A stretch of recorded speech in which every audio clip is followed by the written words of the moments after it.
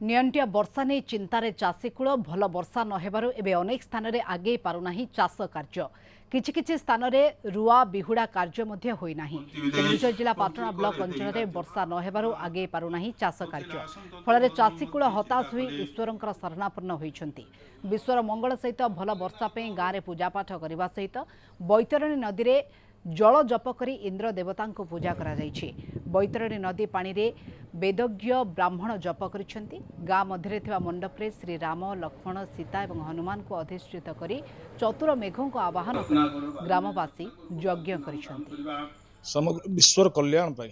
आमर जो वर्तमान नियंटिया वृष्टि विशेष करी आम ये अंचल चाषी मान निर्भरशील चाषी बहुल ये अंचल तेणु वर्तमान जो अनावृष्टि दोष